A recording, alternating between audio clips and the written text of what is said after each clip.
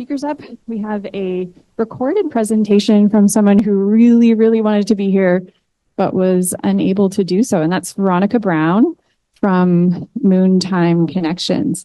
And I had the great pleasure of being able to take a quick look at their more recently published report that looks at the experiences of Indigenous menstruators in rural and remote northern communities.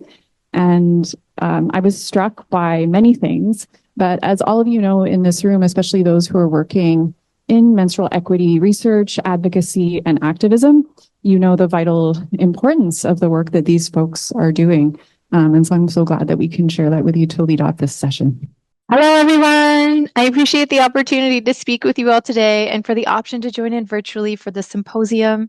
I'm joining you today from Treaty 13 territory, traditional lands of the Anishinaabe Nation, the Huron-Wendat, the Haudenosaunee, and the Mississaugas of the Credit.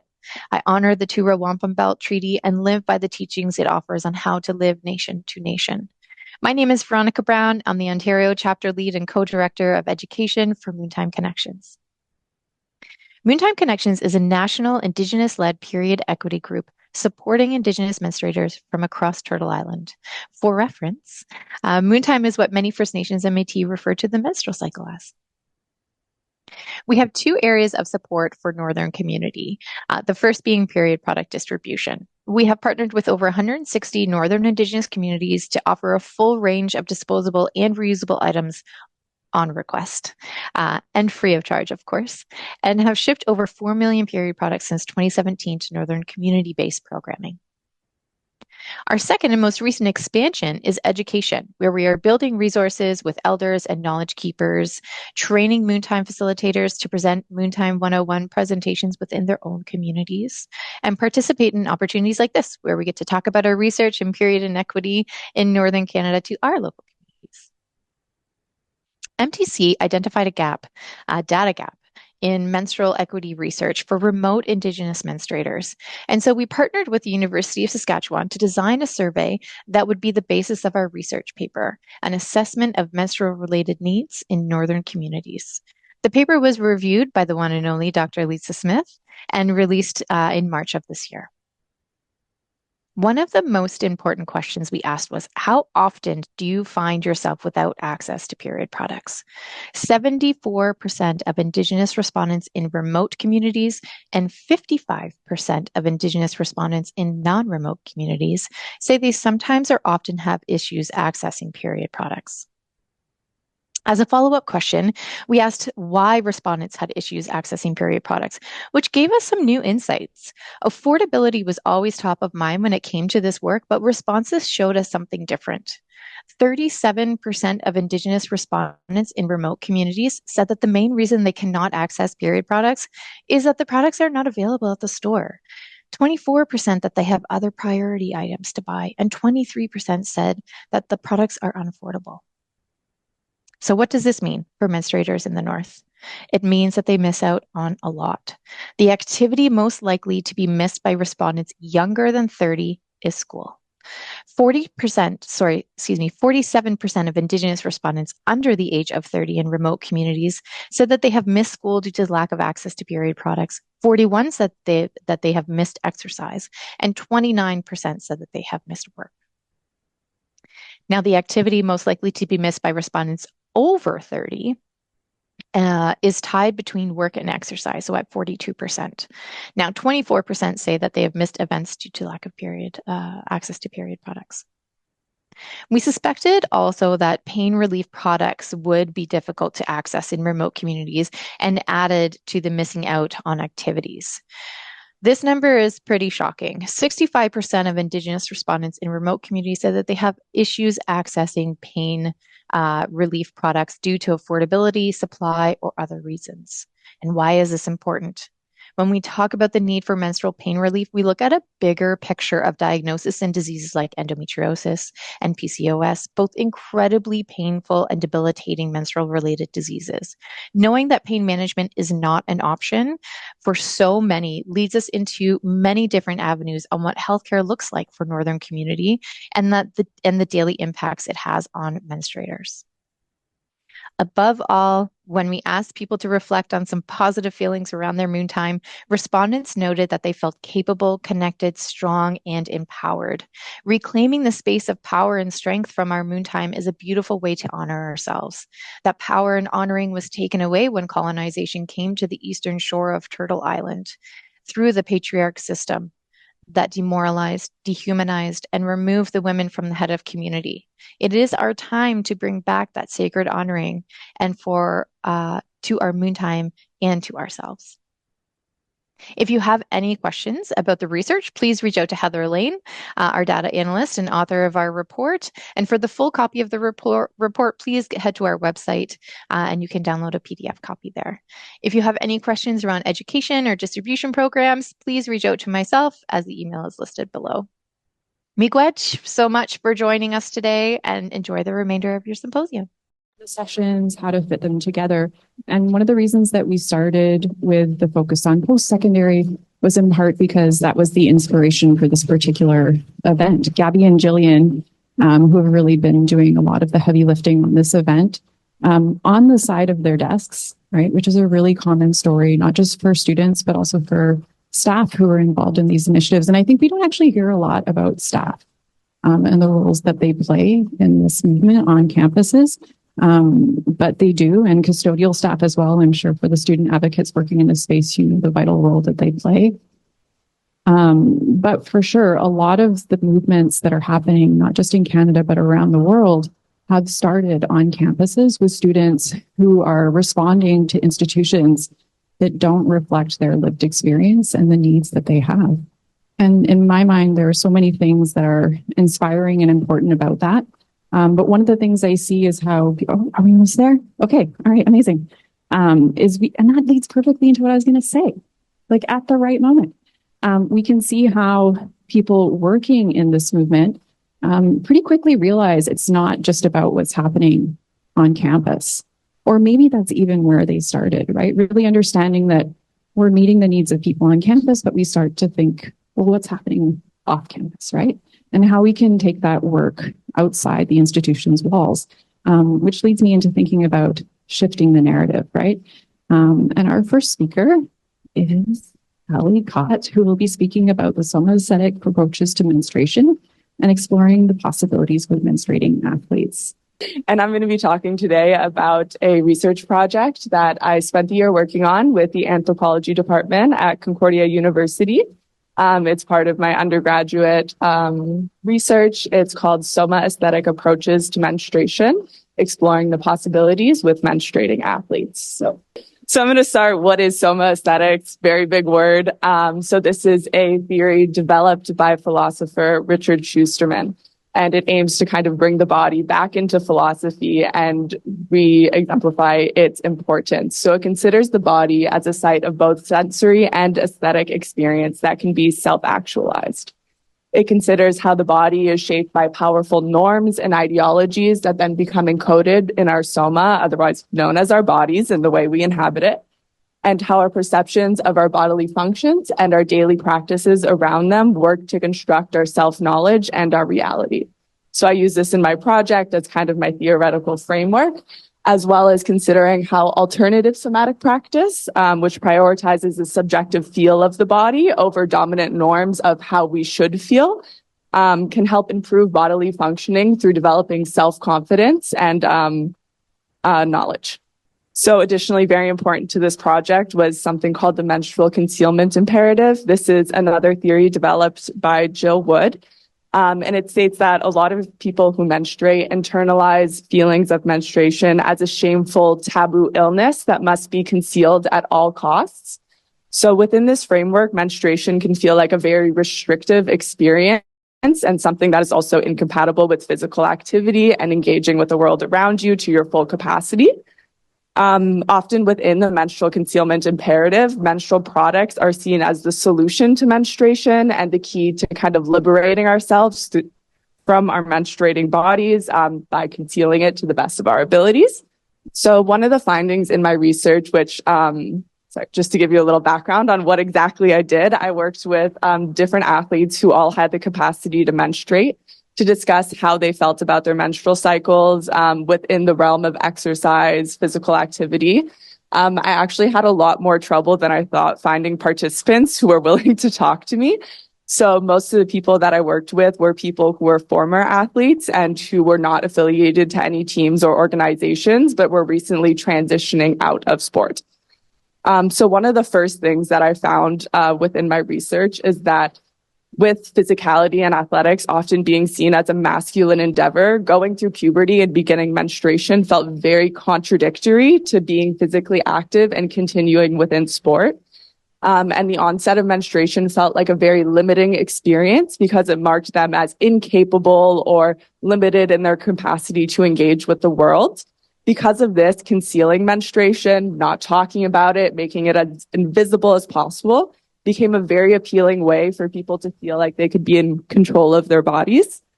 So I have a quote at the bottom here from one of my participants who was attending the tryouts for the Canadian national team for her sport. And she was told by a coach that she wouldn't be able to because after going through puberty, her hips had gotten too wide, and that was antithetical to being a high-performing athlete. And this was part of the reason that she ended up transitioning out of sport, even though this is obviously not backed by science, but pure cultural norms. So the menstrual concealment imperative was extremely important in my research and something that everyone I spoke to really, really highlighted. I have a quote at the top here that says, "Can you hear my pad when I'm doing a squat?" One of the people I worked with was an ex-athlete who then transitioned into a personal trainer. And she noticed how completely uncomfortable so many people who menstruated were about their menstrual cycles. However, in the context of two people who menstruate, there's a lot of conversations about concealing it. You know, can you check my pads? Can you hear my pad when I'm doing a squat? And it can seem a little, ridiculous or funny at times when that's really not the focus of what we're doing, but it is a big distraction on how we engage with the world. So the inability to control menstruation makes concealment this really appealing option for a lot of people. This is especially the case for athletes when you think about the way that they're taught to engage with their bodies and navigate the world, which is you have to be in full control, push yourself, not accept excuses. So within this really intense culture, amenorrhea, meaning the loss of a menstrual cycle completely, becomes almost a positive or neutral experience. So people can sometimes feel grateful for the loss of their menstrual cycle because it removes this burden from them, even though this is actually really, really negative to their long-term health and performance outcomes. And everyone who I spoke to knew this. They knew about all the damages, but the burden of the menstrual concealment being lifted was enough that it was still a positive experience for them. I have a quote at the bottom here from one of my participants who says, "It becomes really confusing. And I always go back to, I have daughters and I don't want them to be ashamed of their bodies. So why should I do something because I feel ashamed?" This specific person was really, really affected by how much she was encouraged to conceal all of her body. More than just menstruation, she experienced pressure to hide any outline, even of her vagina, using camel toe hiders. And at the beginning, this felt like liberation to her because she could separate herself from the parts of her body that marked her as incapable in societal views. However, after having daughters and starting to raise them, she realized how so much of what she was doing was rooted in shame and not in loving and embracing her body. And she began to question it and really challenge it. So medical research paired with this very innate male-female division in sport, with the male division as kind of the superior class, the women's division as a protected class, very binary, leads to very narrow ideas of menstruation being incompatible with sport, even if there's not robust scientific evidence that actually supports this. Additionally, the physical and emotional symptoms of menstruation can feel completely out of control because of the lack of practical knowledge that's shared and this encouragement on concealment. A social theorist, Emily Martin, talks about the way that we don't view menstruation as part of the self, but as something we manage and deal with, which is unique to the process of menstruation and not necessarily other bodily processes. And this can lead to a big sense of alienation from the body. So I have a quote on here from Simone de Beauvoir, where she talks about how there are a lot of bodily processes that create similar emotions to menstruation. We have cravings. There's things that are gross that we do. There's pain, but menstruation is very unique as the one that we are encouraged to control, to conceal, and to distance ourselves from. We're told really to dissociate from it and accept any societal imposed limitations. And the norms that surround the menstruating body really remove control from the individual and encourage them to look externally for answers of their own body. So one of the things I really want to highlight here is the way we're taught about menstruation, which I really was challenged to look at throughout this project. If you think about it in comparison to other bodily processes, for example, digestion, you know, I could put a small intestine up here and I don't think anyone would know how to identify it, but we all know the really biology of the uterus. However, what we're not taught about is how to pay attention to our own bodily cues and any practical knowledge on how to deal with it. So we have a very scientific, westernized approach to it that often can lead to these feelings of alienation and questions of not knowing how to manage these symptoms. All right, so I have what I find here a very powerful quote and a great picture from one of my participants who talks about her frustration with the way the menstrual cycle is portrayed. She says, having your period, physically, the act of bleeding, dirty. Now you have the mental emotions. You're crazy. Like, how are we meant to be? How are you meant to grow up and be happy and not suffer and have depression because we're dirty and you think we're crazy? How can we win? She was very frustrated with the way menstruation is being portrayed. I couldn't say it better myself, so I had to put that quote in. So the conclusions to my research were really to work towards unrestricted conversations about menstruation and developing somatic knowledge and self-knowledge. We should also urge menstruators to know their own bodies and not completely concede that role to medical and scientific institutions. And to trust our bodies and develop confidence in our somatic abilities and natural processes can really help us dispel norms around what it means to menstruate. Thank you. Thank you, Haley. That was a fantastic presentation. That's some really interesting art on your slides. Yeah, thank you. Notre prochaine présentation, c'est Mila Zielinski. Et elle va présenter sur le portrait du vécu des femmes et des personnes menstruées au Québec et de leur pratique de gestion de flux menstruel. Bienvenue. Bonjour, donc je vais présenter en français. Donc je suis Mila Zielinski, je travaille au réseau québécois d'action pour la santé des femmes et j'ai combiné avec plusieurs collègues, notamment avec Élise ici présente, Élise Alicia, le projet Fil rouge. Donc merci.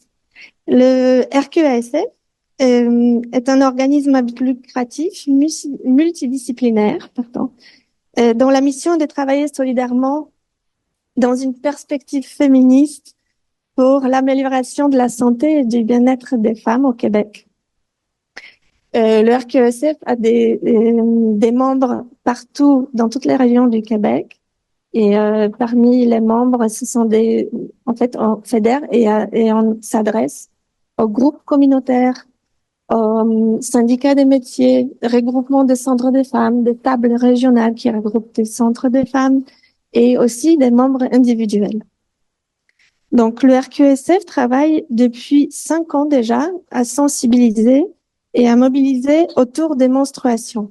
Donc, tout d'abord, il y avait la première campagne qu'on a commencé en 2019, s'appelait la campagne rouge, et qui a permis de faire entrer le sujet des menstruations dans le débat public et en démocratisant des enjeux comme la précarité menstruelle, la médicalisation des menstruations ou encore la lutte contre les stéréotypes sexuels et sexistes qui entourent les menstruations. Et puis, jusqu'en mars dernier, la campagne rouge a poursuivi la levée des tabous tout en sensibilisant et mobilisant la société dans son ensemble à la santé et l'équité menstruelle. Excusez-moi. Donc, lors de ces 2 campagnes, nous avons mené 2 sondages auprès de notre communauté. Le premier en 2020, le deuxième en 2023. Et pour vraiment dresser le portrait du vécu des menstruations au Québec. Dans le deuxième sondage, nous l'avons un tout petit peu plus adapté côté précarité menstruelle et l'usage des produits. Donc, voici la méthodologie du deuxième. Donc, je vais vous présenter rapidement les principaux points du deuxième sondage avec quelques points de comparaison avec le sondage d'il y a 3 ans. Donc, nous l'avons mené en ligne. La cible, on voulait avoir au moins 500 réponses. On s'est retrouvé avec 577 réponses. Pour des raisons évidentes, nous avons adopté la rédaction inclusive. Mais cette enquête a quelques limites, notamment elle a été menée qu'en français et puis elle a été menée en ligne. Donc la sélection a pu être influencée en termes d'âge ou statut socio-économique, ce qui peut éventuellement influencer les résultats par rapport à la précarité menstruelle. Et puis, malgré nos efforts, l'enquête, la diversité des personnes qui ont répondu est assez limitée. Comme vous voyez, à gauche, c'est le portrait de la population interrogée en 2023. À droite, ce sera toujours le précédent sondage. On s'est retrouvé à peu près la même population dans les deux enquêtes. Donc, c'est majoritairement des femmes cis, blanches vivant. Par contre, on a eu vraiment des réponses de tout Québec, de toutes les régions. Toutes les régions sont représentées en 2023, qui ont un diplôme universitaire, qui travaillent à plein temps et qui ont un revenu plutôt de moyen à élevé. Alors, le sondage de 2023, nous avons abordé 4 thèmes. La stigmatisation et les biens inconscients, l'éducation, l'utilisation des produits menstruels et la précarité menstruelle. Alors, donc, à chaque fois, le 2023 sera à gauche. Nous avons demandé à personnes sondées de se positionner par rapport à l'affirmation le sang des menstruations est dégoûtant. Donc, la moitié des personnes interrogées pensent que le sang n'est pas ni sale ni dégoûtant. Par contre, en 2020, il y avait beaucoup plus de personnes qui étaient plus à l'aise avec le sang menstruel. Les personnes menstruées se sentent souvent stigmatisées, critiquées, ils craignent les remarques déplacées. Et comme vous pouvez le voir, la stigmatisation est encore fortement présente au quotidien puisque 2/3 des personnes se sont déjà senties stigmatisées, moquées ou critiquées en raison de leur menstruation. En 2020, c'était à peu près 1 personne sur 2 qui s'est sentie stigmatisée en raison de leurs règles. Alors, confort d'aborder le sujet des menstruations. En 2023, la situation s'est améliorée puisque 1 personne sur 3 36% exactement, se sent plutôt à l'aise de parler des menstruations à tout le monde, alors qu'en 2020, on était à 20% seulement. Sans surprise, on parle on est plus à l'aise à parler en famille, avec des amis notamment. Et mais pour la société, on pense toujours que c'est plutôt un tabou. Et notamment, assez surprenamment, dans le milieu de travail et sur le campus, ce n'est pas un grand tabou. Nous avons posé la question sur l'éducation, sur les menstruations, le cycle menstruel que les personnes reçoivent. Et c'est sans surprise, les premières informations viennent de leur mère. À 80%, les personnes ont répondu qu'elles avaient parlé des menstruations pour la première fois avec leur mère. Mais par contre, 40% des personnes jugent leur éducation qu'elles ont reçue à l'école pendant leur adolescence incomplète. Et puis, on a demandé sur quoi elles voudraient éventuellement avoir plus d'informations, quel sujet elles voudraient approfondir. Et donc, ce sont les informations sur les troubles menstruels, et avoir quelques conseils pour mieux vivre les menstruations au quotidien. Passons maintenant à la précarité menstruelle. Dans les deux enquêtes, à plus de 80%, les personnes s'achètent elles-mêmes les produits menstruels. Et cette question n'existe pas en 2020. Donc, on va comparer avec les données canadiennes. Et dans notre enquête au Québec, sur les personnes sondées, plus de 26% ont dû choisir déjà entre les produits et d'autres produits essentiels comme payer leur loyer, acheter de la nourriture et les produits menstruels. Et c'est de manière occasionnelle à plus de 17%, régulièrement près de 3%. Comparativement au Canada, c'est une personne sur quatre qui, durant la dernière année, a dû choisir entre faire ce choix entre les produits essentiels. Et pour les jeunes, on a vu déjà dans une autre présentation, pour les jeunes, ça monte jusqu'à 33%. Donc, une personne de 18 à 24 ans sur 3 est face à ce dilemme. Rapidement, les produits menstruels, comme on peut s'attendre avec la montée de l'inflation et des coûts de la vie, sont encore moins abordables qu'en 2020. Donc, deux tiers de personnes pensent que ces produits sont chers, alors que c'était 1 sur 2 en 2020. Et ce qui est beaucoup plus inquiétant, c'est que le recours au système D, c'est-à-dire aux produits alternatifs, le papier brun, les mouchoirs, tout ce qui n'est pas produit menstruel, il peut éventuellement impacter négativement votre santé, la santé mentale même, a augmenté. Donc, près de 30% de manière occasionnelle font recours à ces produits-là et régulièrement 4%. Donc, rapidement, la précarité menstruelle peut aussi impacter la vie sociale des personnes menstruelles, ce qui peut être à l'origine de pénalités éducatives et professionnelles.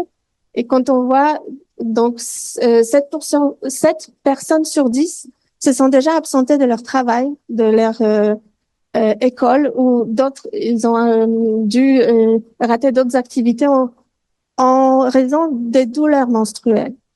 Et selon notre enquête, seulement une personne sur 10 qui était impactée négativement par le manque de produits menstruels. Donc, c'est surtout les douleurs qui sont à l'origine des absences. Rapidement, les produits, sans surprise, c'est les produits jetables qui sont les plus plébiscités. 3 personnes sur 5 utilisent majoritairement ou exclusivement des produits à usage unique. Et 2 personnes sur 5 font recours majoritairement uniquement aux produits lavables. Et les trois produits sont le plus utilisés, produits durables. C'est la cape menstruelle, la culotte et les serviettes. Exactement. Oui, j'avance. Et je voudrais juste savoir, on a demandé comment éventuellement est-ce que les personnes sont intéressées à augmenter la part de produits durables dans leur consommation. Et on a eu la réponse. Donc, en excluant les personnes qui utilisent uniquement déjà les produits, 3 personnes sur 10 voudraient bien augmenter cette part, mais elles jugent les produits durables trop chers. Au Québec, on a des subventions dans certaines villes et municipalités. Les municipalités subventionnent l'achat des produits menstruels ici au Québec, mais 2 personnes sur 5 ignorent complètement qu'elles existent. Et parmi celles qui sont au courant, 1 sur 4 exactement, seulement 20% l'ont eu parce que les budgets ne sont pas suffisants. Donc, passons, ça c'est des suggestions que les personnes ont faites pour améliorer ce système de subvention. Et enfin, je voudrais vous parler en fait, on a profité de l'occasion du sondage pour demander l'avis des personnes sondées par rapport au congé menstruel ou à défaut des aménagements de conditions de travail pendant les menstruations, quand les menstruations sont douloureuses. Et puis, comme vous voyez, 82% sont favorables, voire très favorables à l'installation de ce type de congé, c'est une autorisation d'absence sans incidence sur le salaire. Donc, les congés payés. Et puis, 92% sont favorables aux aménagements des conditions de travail, notamment le le télétravail. Et rapidement, ce qui est vraiment... on a posé aussi la question par rapport à la disponibilité de produits gratuits dans les édifices publics pour des personnes qui en ont besoin et dans les milieux de travail, comme c'est déjà fait pour des milieux de travail gérés par le Code canadien du travail. Et puis, quasi toutes les personnes sont d'accord pour la mise en disposition des produits gratuits. Donc, c'est comme une évidence. Et puis, bien évidemment, 92% sont favorables à la mise en place des produits dans les milieux de travail par les employeurs. Donc, rapidement, pour conclure, on peut dire qu'il est toujours nécessaire d'investir dans l'éducation menstruelle positive pour changer le regard sur les menstruations pour la société et aussi les personnes menstruées elles-mêmes. Le sondage a mis en évidence une persistance de la précarité menstruelle et rappelant que du fait de l'imprévisibilité de ces menstruations, tout le monde peut être touché par la précarité menstruelle.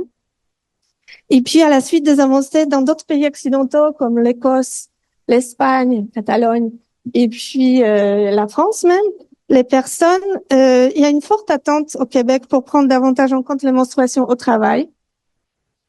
En ce qui concerne la fourniture de produits gratuits et les aménagements des conditions de travail. Et puis, en dernier lieu, pour lutter contre la précarité menstruelle et pour promouvoir des solutions plus respectueuses de la santé des personnes menstruées et de l'environnement, le Québec a besoin d'améliorer l'accès à ces produits durables.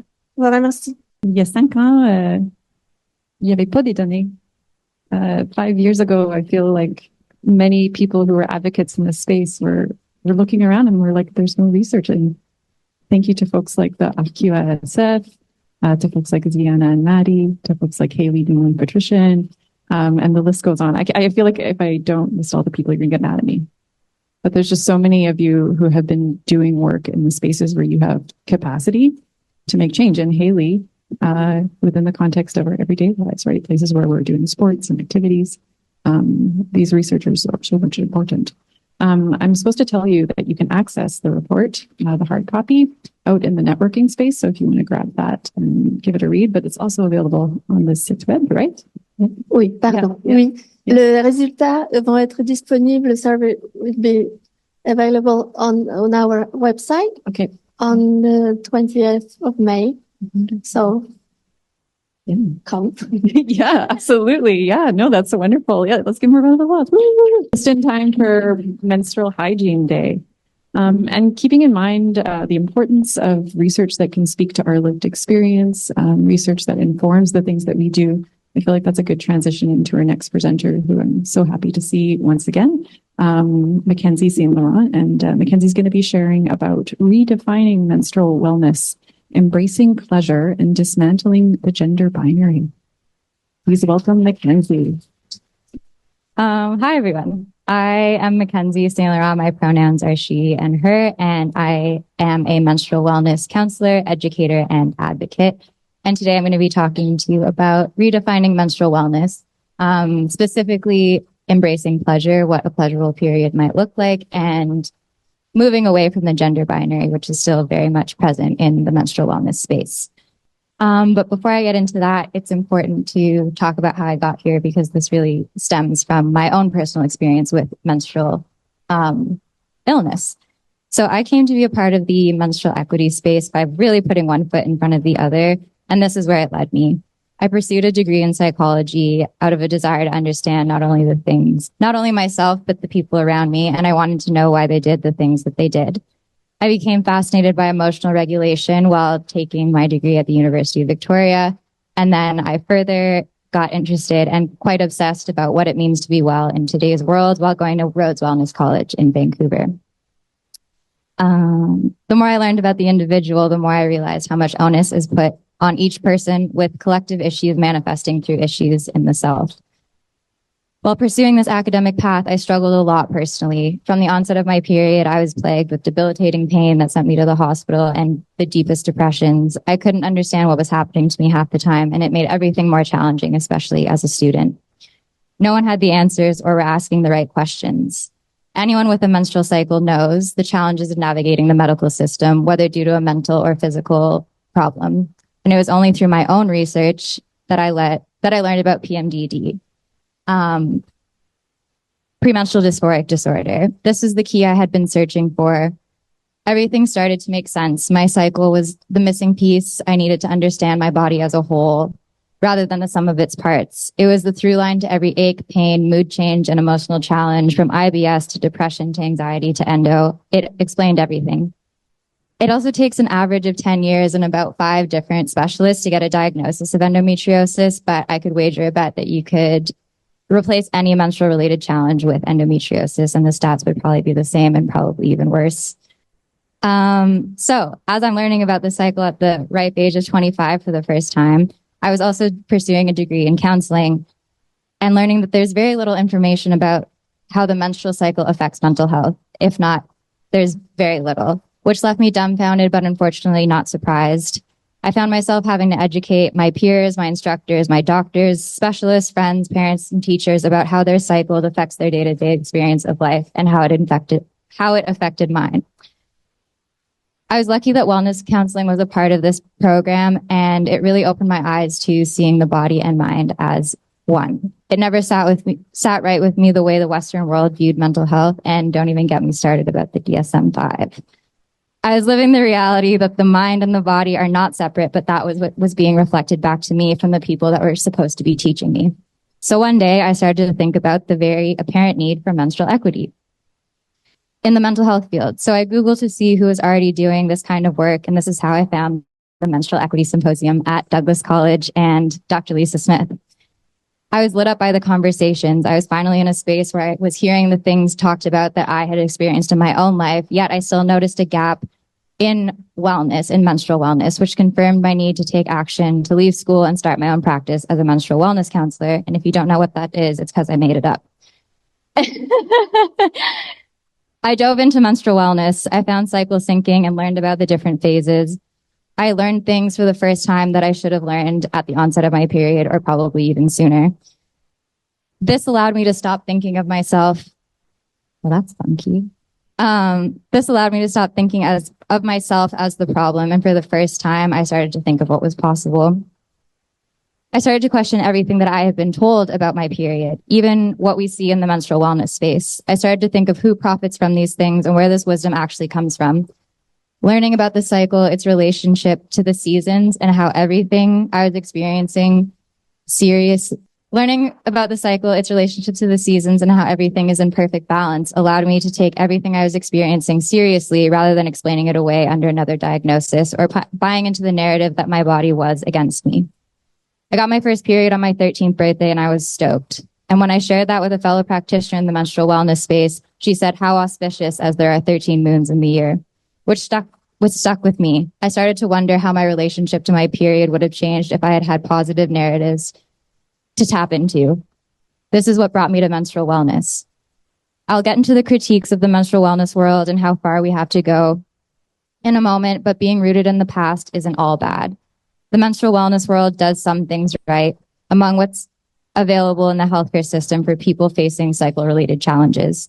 The idea of menstrual wellness is inherently shifting the narrative. It considers what's possible and provides a space to gain knowledge otherwise not given to us. I certainly wasn't taught about my menstrual cycle and its phases in my health class, how it affected my brain, my body, my mental health, my physical health, but it affects literally everything. And it would have saved me a lot of time and energy that I could have otherwise been using on my degree or my career or literally anything else. Menstrual wellness provided me the knowledge I needed to take care of myself properly, and it took my pain seriously. It didn't make me feel wrong. It was empowering and changed my life for the better. My cycle is now my religion. It has never steered me wrong, and when I listen, I really listen, magic happens. The medical system invalidated my rage that I experienced with PMDD and told me that my pain was my fault. The menstrual wellness framework offered me a doorway to having a relationship with my body and reconnected me with the courage to listen to my body as a guide. Turns out my rage was right and my pain had something to say. But who is menstrual wellness for? It is, of course, whitewashed like any other wellness field, and I say that as a white woman standing in front of you, grateful to have access to the indigenous teachings that aid in decolonizing my mind and body. I say this because these are rememberings. They are not new. Unfortunately, it's not empowering for all and can lack intersectionality. It often does, especially concerning age and gender.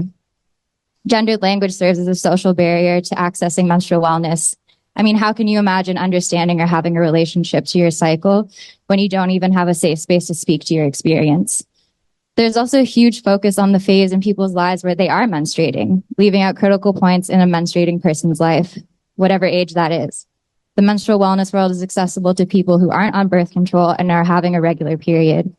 There seems to be a gold standard of what a period can be, especially placing an emphasis on fertility and the ability to have a child.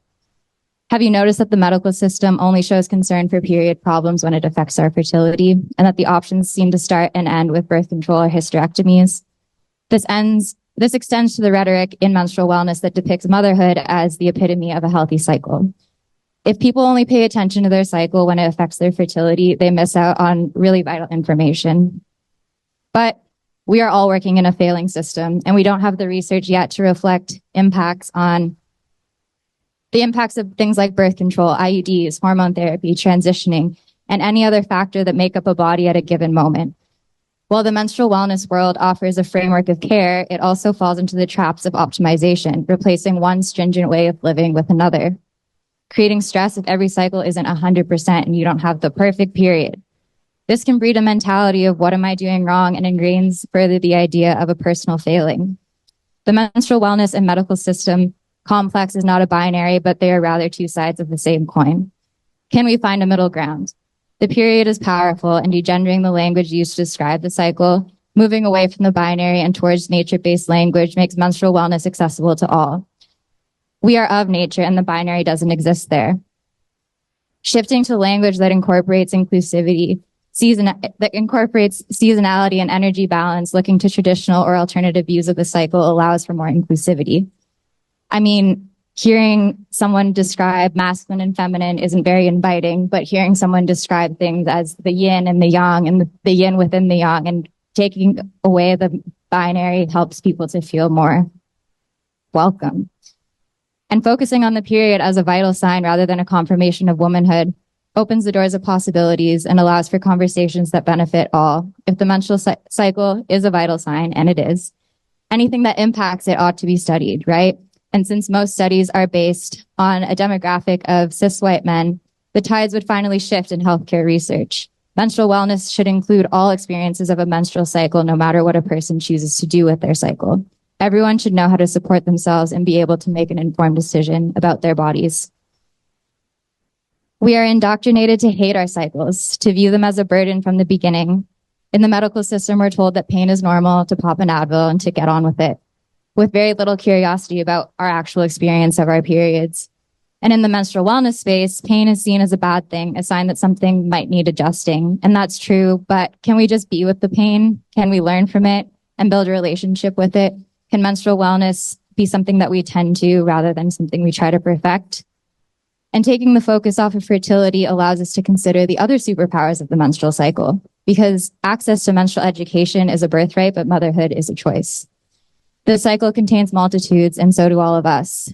Your menstrual cycle can be a badass part of who you are, no matter your gender, if that resonates with you. So how do we bridge the gap? Collaboration. If there's anything the menstrual cycle encourages, it is collaboration. It is a joint effort of menstrual equity, menstrual wellness, and the medical system to create a new narrative that encourages menstrual wellness for all through advocacy that considers menstruating bodies and experiences, seeing people with diverse menstrual experiences up here instead of people like me, people doing the research like so many of you are already doing, and most importantly, I think depathologizing the menstrual experience to actually listen to what it may be telling us and how that may be being reflected to us back in what we're experiencing here on Earth. And I stand here before you still with pain. It's not perfect, but I love my period, and I'm just really grateful to be here. So thank you.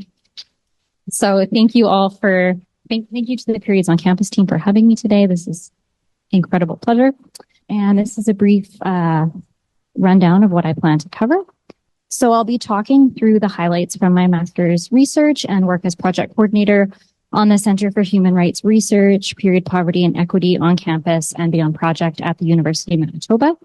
So for those who don't know, menstrual equity is an umbrella term that includes equal and comprehensive access to menstrual supplies, reproductive and sexual health education, removal of the luxury taxation of menstrual supplies, work to destigmatize menstruation, and action to reduce period poverty. If you've ever wondered how many other people are on their period today, I have the answer for you. There are more than 300 million people menstruating on Earth on any given day, which is a lot. An estimated 500 million people lack access to menstrual supplies and appropriate facilities for menstrual management. This includes running water, a safe washroom to use, waste disposal, etc. As we talked about today, people of all genders menstruate, not all women menstruate, and not all menstruators are women. The menstrual equity movement must include menstruators across all genders, including transgender men and non-binary individuals. Menstrual equity and menstrual justice are for everyone. As a university student myself, I can say bleeding on campus is hard. Unexpected bleeding can pose many challenges for students. Over 2/3 of menstruating students have had this experience of unexpected bleeding. Locating supplies can be a big challenge in addition to missed class time, trying to find products, pain management, and or washing clothing after a leak. Period supplies are sparsely available at best, as Michaela shared in our audit. I'll be talking about that again at the end. And often are only in women's washrooms. This leaves transgender men and non-binary students without access.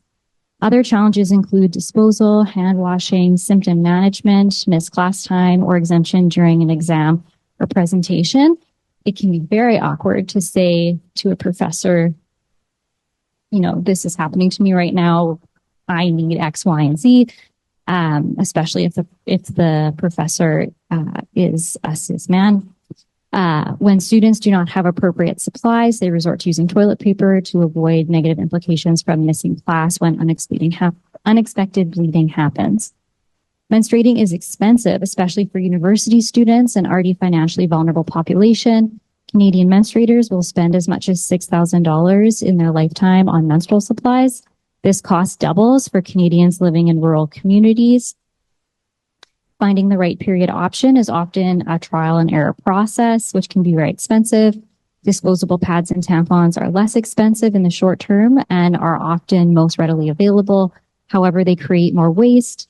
Tampons take longer to degrade than the lifespan of the person using the tampon and are more expensive in the long term.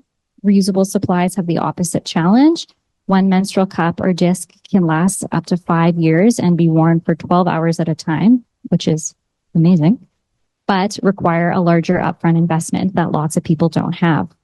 Reusable supplies are not one size fits all, and anatomy and flow will determine which internal option is best for each menstruator. So for my master's paper, I did a case study on the top 10 universities in Canada, according to the Maclean's Reputation Survey, which assesses the universities on quality and innovation, which are interesting words. I chose to study the Maclean's top 10 list instead of the U15, for example. For folks not in the academic world, the U15 is the top 15 research universities in Canada because it is widely known to the public. So I tried to envision what would be accessible to a prospective university student in high school. And for me, that was the Maclean's list a few years ago. I wanted to look at universities across the country and assess the state of menstrual equity on campuses. We're okay. I followed a 3-step research process. First, I looked at each university homepage to see if they had any mention of menstrual equity. Next, I searched for the university name and the words menstrual products. And finally, the university name and accessible washrooms. This combination of search terms would hopefully reveal if and how these institutions are supporting their menstruating students. None of the universities had any information about menstrual equity on their homepages. Not a big surprise, I'm sure, to this room. 8 out of 10 have some program or policy in place for students to access supplies. 9 out of 10 have accessible washrooms inclusive of gender identity. Many universities are in the stages of pilot project programs, often spurred by student union groups. The universities that do have products available for students can range from a basket of products available in one building on campus to university-wide policy, which requires each student to pay a fee every term so that all students can have access to products. Having period supplies available in a basket in a central building on a large university campus is nonsensical. Also, this model outs gender diverse menstruating students. You know, if you have to identify yourself as someone who needs products to a security desk, for example. These baskets are not always refilled, and the products offered may not be appropriate for certain menstruation needs. Some universities rely on the dispenser model, which poses a variety of problems. Dispensers are very expensive, $2,000 each at the University of Manitoba. The dispensers are often out of order, can only fit certain kinds of products, usually require coins, and sometimes are on a timed release. This limits students' ability to access more than one product at a time, which for some menstruators may only last until their next class. Dispensers also pose physical accessibility issues for wheelchair users and other menstruators with disabilities. The best option that I discovered is what McGill University has in place. So they require students to pay a fee of 90 cents per term with no option to opt out. So that means like everybody's paying regardless if you menstruate or not, so that all students have access to a wide range of reusable and disposable menstrual supplies, including pads, tampons, period underwear, cups, and discs. This 90-cent fee is a drop in the bucket in terms of student fees when you consider that U of M students paid $99 per term for a mandatory sport and recreation fee for a gym that we could not access while the university was closed to COVID. Further, McGill's program allows students to pick up products once a month so they're prepared for their entire cycle, so people can be prepared in advance. Several universities have adopted a pilot program through student advocacy. While this is an important step towards menstrual equity, this work cannot carry the long-term effects of a university policy-level program. Undergraduate student groups have frequent turnover, and most pilot projects last for one school year. This leaves students in a vulnerable position after the pilot project ends and the advocacy group from the year prior graduates. Most universities have multiple gender-inclusive washrooms on campus, but they are not yet in every building. So I'm sharing the human rights lens as a human rights student. Didn't really have a lot of time to go into this, but just a few key points. Many organizations globally are recognizing menstrual equity as a human rights issue, including the World Health Organization and UNICEF. Section 15 of the Charter of Rights and Freedoms protects equality rights, including discrimination based on sex. And at least 7 articles of the Universal Declaration of Human Rights are relevant to menstrual equity. So there are more recommendations for this issue than I have time to address today. A few key notes. Students should not have to pay for menstrual supplies, period. Pun intended. Universities must budget for menstrual supplies in the same way they do other essential services such as toilet paper, paper towel, garbage bags, and hand soap. Allowing students to pick up supplies at orientation at the beginning of the term would allow for menstruators to be prepared for the entire term and not restrict students to access products only when they are on campus, because students have lives before and after classes take place. Supplies must be wide-ranging for all bodies and menstruation needs, including disposable tampons, pads, and liners, and reusable pads, menstrual cups, discs, and period underwear. Great care must be taken to ensure that the needs of menstruators of all genders are supported. Period supplies must be available in all washrooms in every building on campus. Similarly, gender-inclusive washrooms must be on every floor of every building on campus. Menstrual equity policy implementation must come from the university level. Speaking of which, I'll now transition to speaking about the CHRR Period Poverty and Equity Project. So this is a picture of the U of M in the winter. If anybody here hasn't been to Winnipeg, it's wonderful. Highly recommend it. So with our project, we aim to assess period equity at the University of Manitoba while also contributing to public dialogue and combating stigma and menstruation.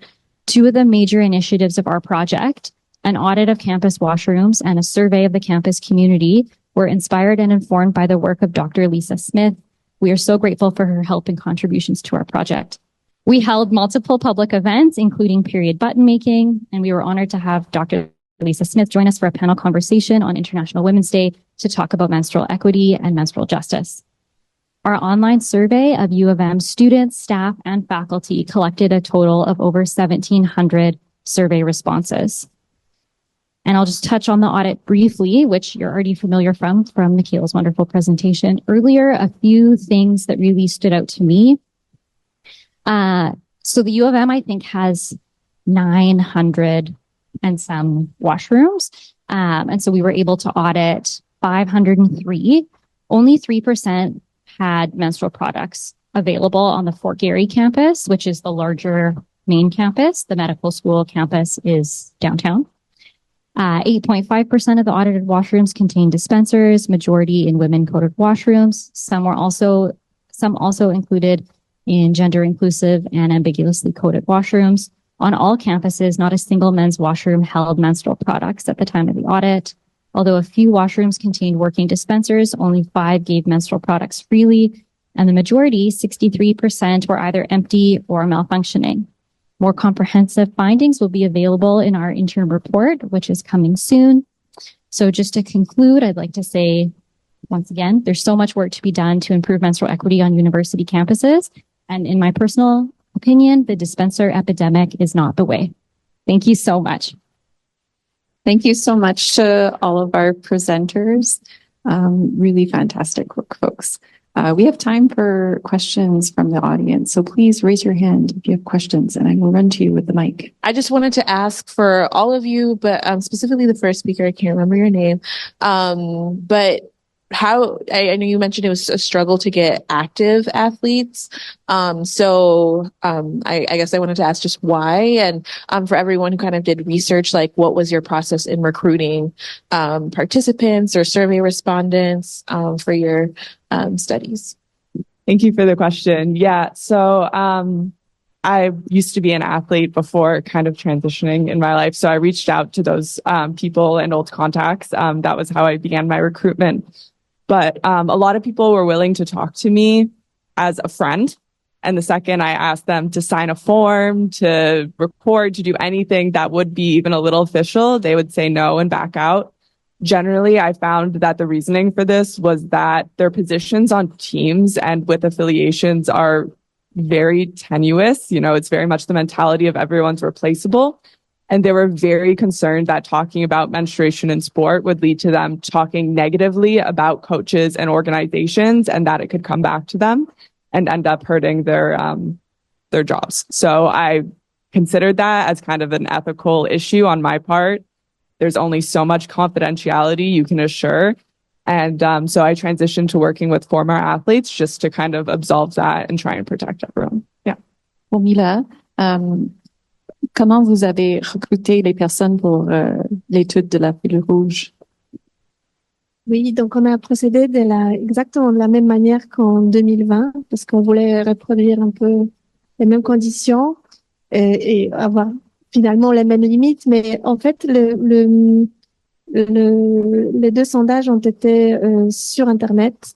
On a aussi joint tous nos membres et nos contacts par courriel en envoyant en fait le lien pour remplir sur Internet. I did the practicum stream in my program, which means that we do a 300-hour practicum placement at an organization that does human rights related work. And then we write a major research paper as opposed to the thesis option, which is more traditional in university. So just due to time constraints because I had already done the practicum and there's less time to write the major research paper than the traditional thesis route, I didn't have time to recruit participants personally, which is kind of a shame, but would love to do maybe in the future. And so that's why I did a study from the Maclean's list because, I had the internet available to me and I could Google and I could see what was out there. What would have been amazing would have been to go and actually talk to people at different universities and see what's happening there and how it's affecting them. But due to time and budget, that just wasn't in the cards for this. So that was a little bit about how I came up with this project. Thank you so much. Yeah, and if I can rephrase the question for Mackenzie, who did not do research, but perhaps you could speak to some of the ways that you connect with the folks that you support. Yeah, that's a great question. I really tap into my community in order to get their perspectives. I am queer and part of the community. So what really birthed this idea was talking to the people who were experiencing a menstrual cycle that was different than what I had experienced, not only in gender, but whether that's birth control or however people choose to experience their cycle, and really seeing a gap in wellness education that facilitated these people's wellness journeys. There wasn't really anything available for them. So yeah, really just talking to the people with the lived experience. Thank you. My question is for Mackenzie. First of all, thank you so much for your presentation. I learned a lot. It was really compelling. I really appreciated your vulnerability. I study norms in relationships. And so I'm curious if in your work, you've come across anything related to the way that, like within a partnership, people navigate period sex or discussions around like how to have a pleasurable cycle as it relates to norms in a romantic or sexual relationship? I love that question. Yeah, a big thing. So when I'm working with clients, a big thing is empowering them like in their sexuality and the different phases and the different things that are true of our sexuality based on different phases, and really empowering them to have those conversations with their partner so that they can facilitate a dialogue where sex is pleasurable for any and all involved, and really destigmatizing period sex as like there's so many cool things about period sex that aren't really talked about. So it's really in the education, I think. And then what's been really interesting is hearing people come back from these conversations with their partners and it going really well, or, you know, their partners showing interest. And I have really noticed there's an interest in partners, regardless of gender, in their partner's experience of the menstrual cycle. And no one benefits from being in the dark about these things. So, yeah. Hi. I just have a question, I guess, for all of you. Mackenzie, you had spoken specifically about embracing the pain in in menstruation. And I personally grew up with really painful periods. And I think this came down from my mom too. She had really horrible and gone to the hospital many times. And the only thing they could recommend was birth control. I did try it. I was super paranoid about the side effects, that I wasn't eating well. I was just so many things were going on. And I had to stop because I was just going crazy a little bit. So where do you draw the line on embracing the pain versus asking the doctors to really listen to you and hear, like, something is really going on here? Like, how do you know when I can suck it up and when it's like, I should go see someone because something might be really wrong here?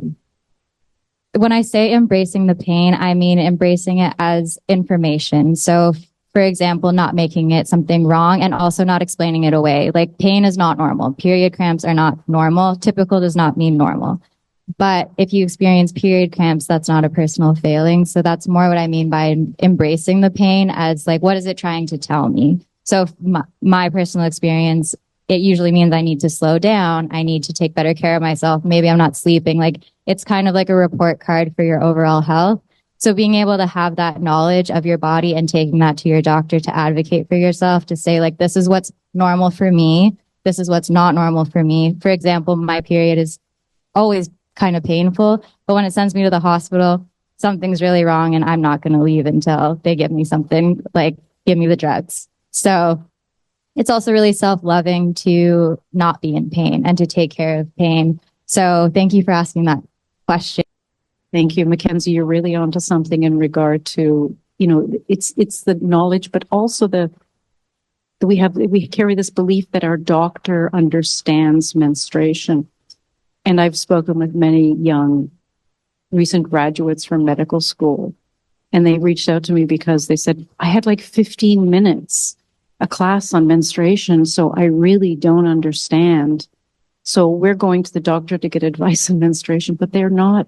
So, you know, there's a major gap there in regard to where the medical community is there to facilitate. And I think the easiest thing, and it's been happening for decades, is hormonal birth control right off the top. Like, here, you know, here's a way to manage your period or manage your pain, which we all know has, you know, full systemic effects, and you don't really feel it. Anyway, that's another matter. But what I'm saying is there's gaps in regard to the knowledge from doctors. And I mean, it's, you know, where do we go from there?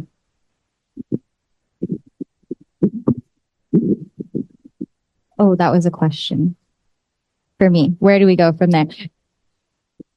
Yeah. Okay. I just was like, yeah, where do we go from there?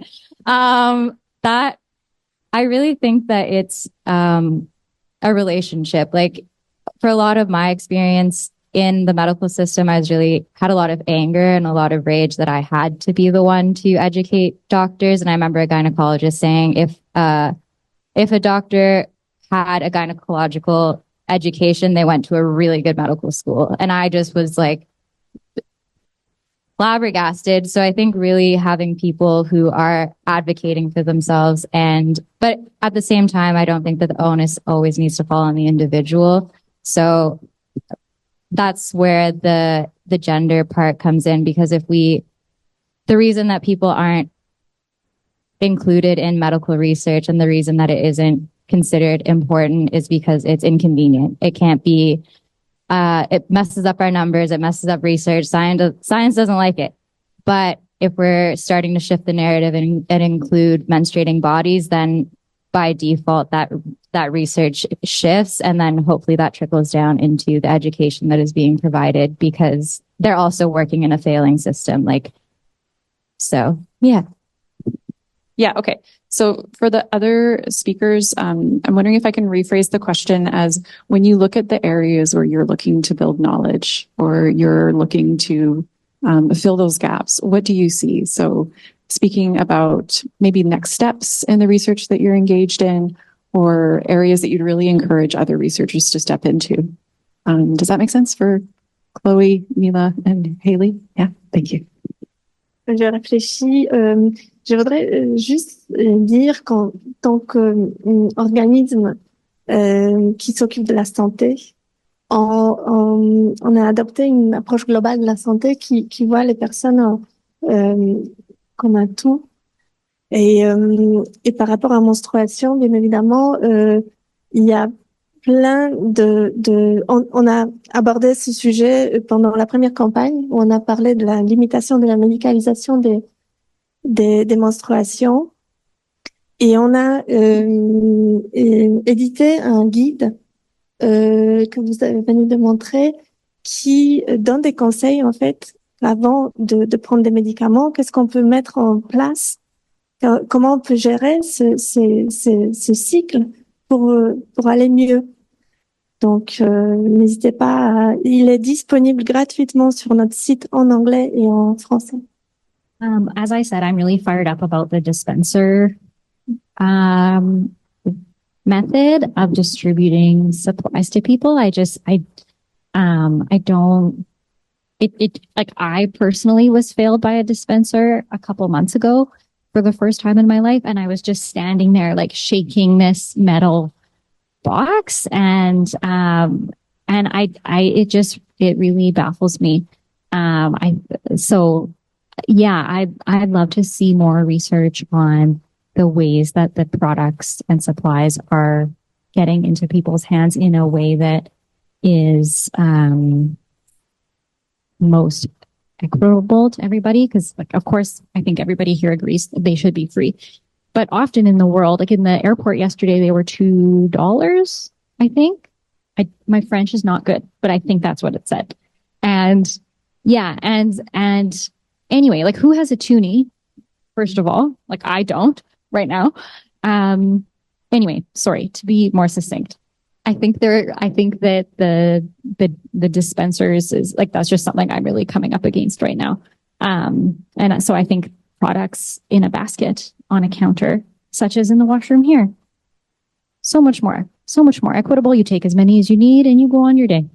I'm actually going to be continuing this research that I was working on next year, with a much more heavier focus on the practicalities of it. So this was quite like analytical and theoretical, but I really want to get like onto the ground and work with people on how working with their bodies will help, what that looks like for the average person and for people who have genders outside of the binary, because within the realm of sport, it's very, very binary.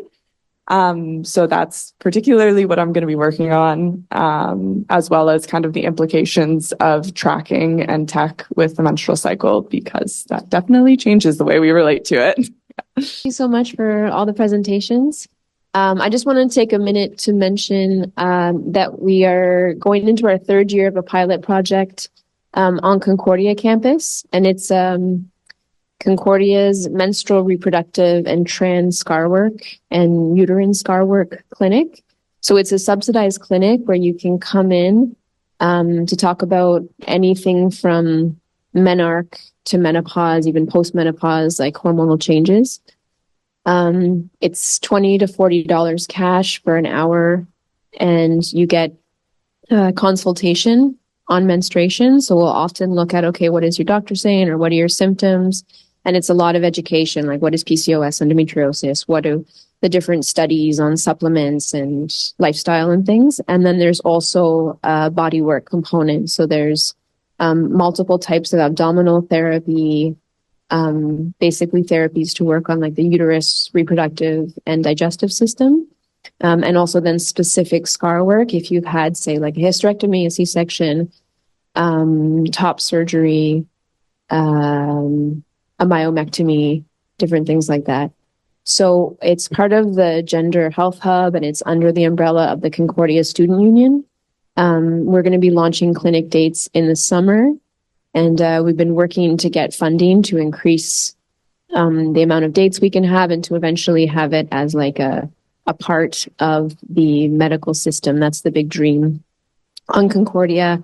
And it's part of a larger project called Community Healing Days, where we're trying to get integrated healthcare with a specific focus on perinatal, menstrual, and trans integrated healthcare into the larger Quebec system and Canadian system, and seeing that, you know, pills and surgeries are not a great way to address menstrual health. And that there's just recognizing there's a lot of gaslighting in the medical system that happens around menstruation. So trying to give information and empower people too when they go to their doctors. Thanks, Courtney. So I understand that Courtney's going to be at the tabling time when we have the networking and connection hour. So we're coming up to a break in just a short moment. So